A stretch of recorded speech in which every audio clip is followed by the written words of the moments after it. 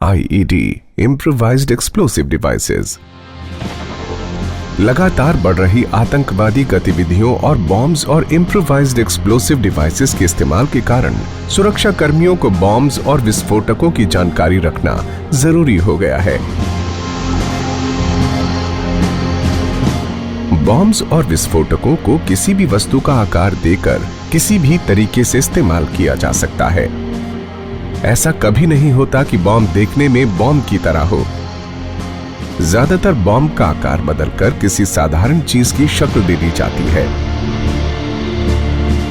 एक IED में इस्तेमाल होने वाले तत्व: किसी कंटेनर में पैक विस्फोटक, डेटोनेटर, यह हिस्सा विस्फोटक को इग्नाइट करता है। फ्यूज या पावर सिस्टम, यह यंत्र डेटोनेटर को इग्नाइट करता है। स्विच कंट्रोल, तारें। विस्फोट का प्रभाव: हीट, इससे विस्फोट के बाद आग पकड़ने वाली वस्तुओं के जल जाने का खतरा होता है। ब्लास्ट, धमाके से तोड़फोड़ और बर्बादी होती है।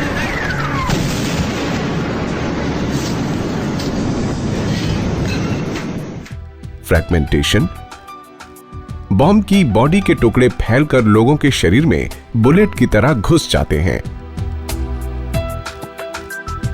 IEDs के प्रकार: IEDs के आकार और इस्तेमाल के तरीके के आधार पर बॉम्ब के कई प्रकार हैं।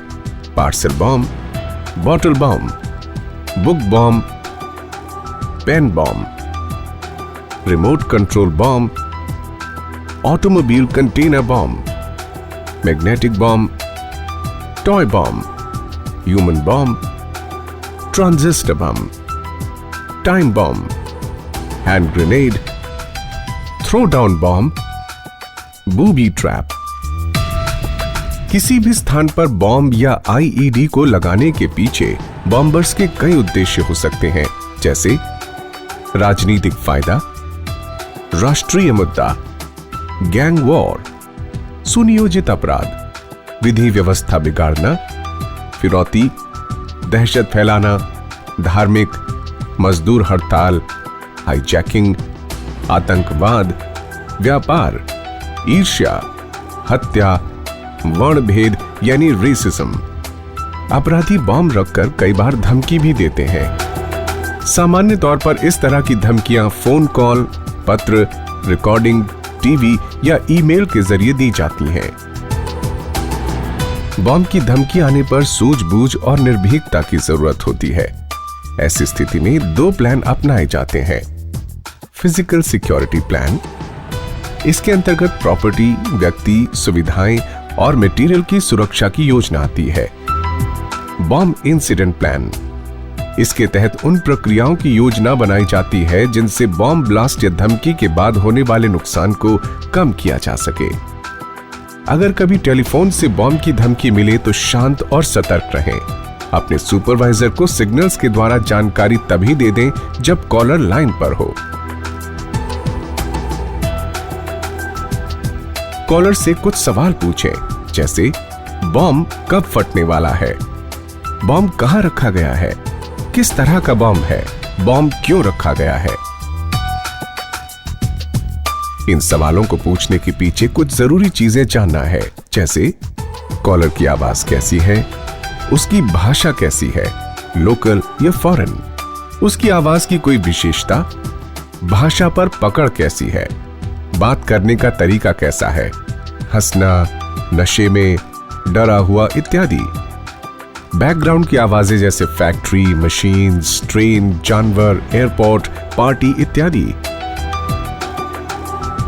इनिशियल एक्शन, शांत रहें, पेंसिल और पेपर तैयार रखें, सिक्योरिटी टीम को सूचित करें, कॉन्वर्सेशन रिकॉर्ड करें, कॉलर की छवि दिमाग में बनाएं।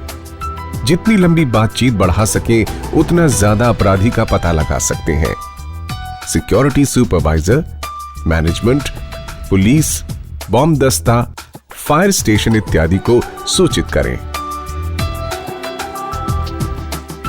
बॉम्ब ढूंढने की प्रक्रिया में इन जगहों को जरूर चेक करें: lobby, reception area, switchboard, elevators या सीढ़ी, shaft, lockers, stores, library, gym, कूड़ेदान, बिजनेस साइन के पीछे, ledge, window sill, trash can, sewer, manhole, grills, car, झाड़ियां।